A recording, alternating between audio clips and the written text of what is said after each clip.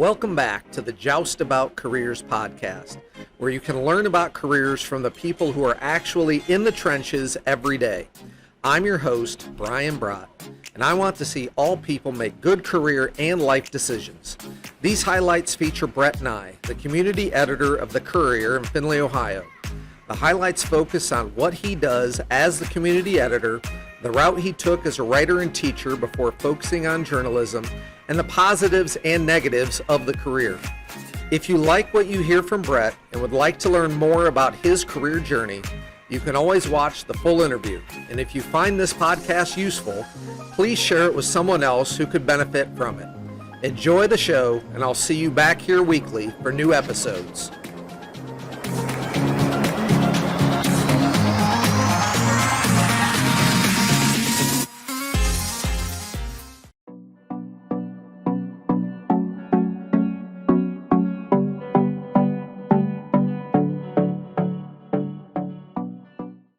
One of the, and for me, perks of being the community editor at the Courier is that, there is definitely not a typical day.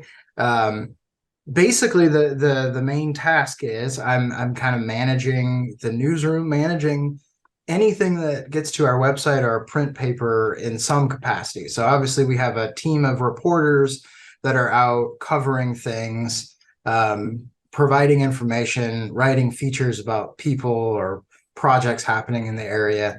And then I will copy edit stuff, and I'll prepare it for the website and for the print paper. We still print 6 days a week here in Findlay, which is less and less common, but we're still able to print quite a bit, the Courier, which is nice.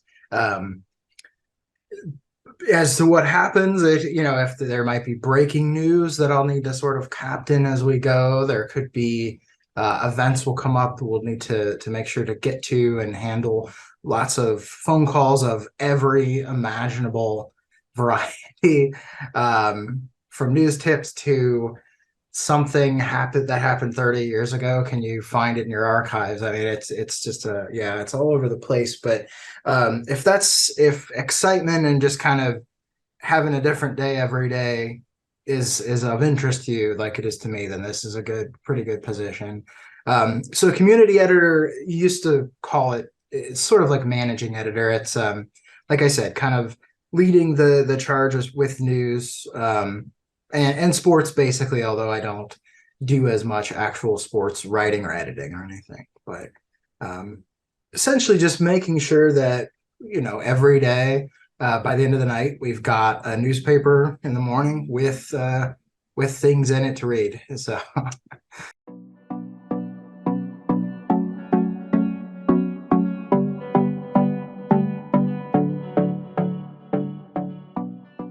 I really loved doing that, honestly. So the path that I first took, like I said, I kind of had creative writing on one side. I knew I really loved that. I've always been a big reader. Loved English class. I still remember English class with Mr. Bret here. And always journalism was the other side. So first I picked creative writing. So if you want to, the thing is, anybody can be a creative writer. It doesn't matter what you do. If you find a way to carve out time in your life to write a novel idea you've got, or you like to write short stories or poems, anybody can do it. Anybody can publish. Now, if you want to make a career out of it, a pretty common way to try to do that is to look into education, for sure. So the first program I did at Miami in Oxford, Ohio, was just a Master of Arts. So I was specifically focused on fiction writing, basically. So it was very similar to the same work that I ended up doing at Notre Dame, the Master of Fine Arts. The degree is technically different, but honestly, it's the same work, really. They're different colleges will just kind of set up their creative writing graduate programs a little differently, basically. So at Miami, they wanted it to be an MA. Again, the work was extremely similar. I guess probably the degree looks a little different when you get down the line towards maybe getting a job, but the reason that I ended up doing both of those was just because I wanted more time, and I would say I needed more time to kind of find my voice as a creative writer and kind of work on. And I had the option to maybe spend a little more time working on like the craft of writing, in creative writing specifically. Mhm. Generally, the path for a lot of people and a lot of my colleagues and friends in that world would be you would do either an MA or MFA, and then you would actually go to a PhD. If you knew that you wanted to teach at a college level and you wanted to try to make a life out of teaching creative writing classes to students and also getting to spend time writing on the side. So that's what I thought I would do again. It's a very difficult it's a difficult career path. It requires pretty extensive publication. And as the years go on too, I think that a lot of university faculties, they don't have as much space for professors of creative writing as they might once have had. While I was a grad student, what I was doing to earn my stipend at every turn was I was teaching courses. So from 2000, I guess it would be 2011 on, was adjunct, which means you are teaching classes, but you are technically part-time faculty. That's what adjunct means. You're not a sort of official staple part of the faculty of the department, but you're teaching similar classes. You have all the kind of support and resources that you otherwise would have at the university, and you'll rub elbows with what they, visiting or assistant professors who are full-time faculty.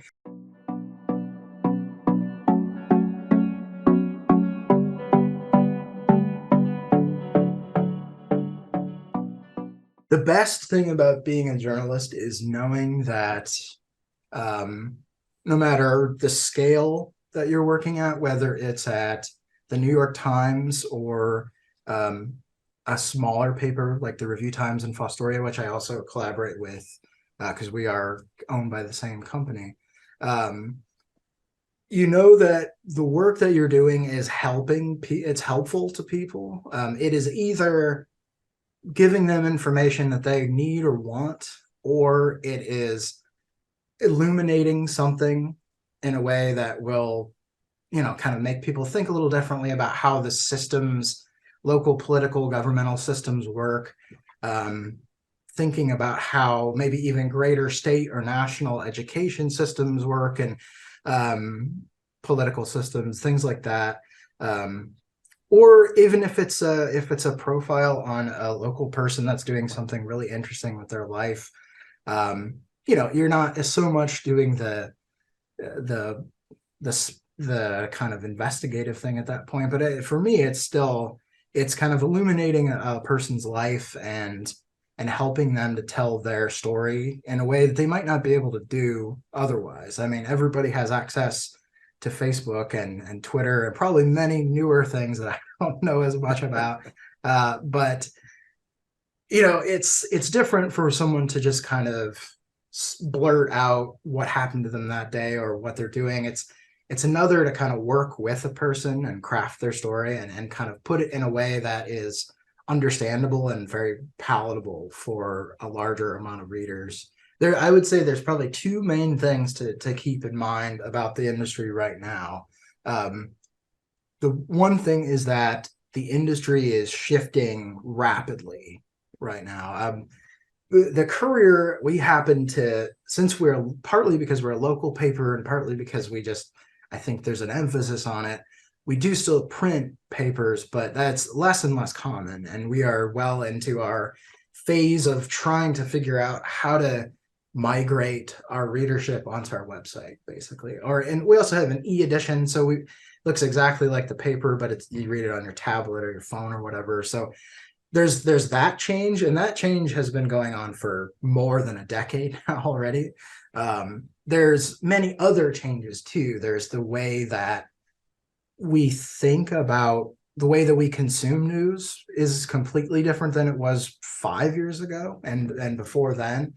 The way that we I mean, the way that younger people are thinking, like, what is a news story? Like, what, how do I get it? Where do I get it? Where do I get information that's useful or interesting to me?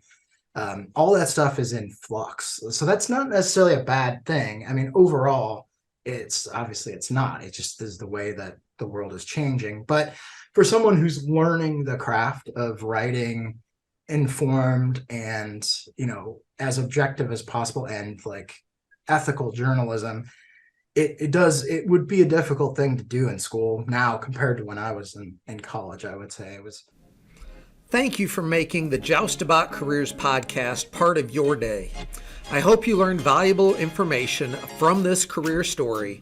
And to be sure you don't miss upcoming episodes, please click subscribe on YouTube or your favorite podcast platform so you'll know when the next episode is released. Thank you for spending a portion of your day with us. And as always, come back next week to learn even more just about careers.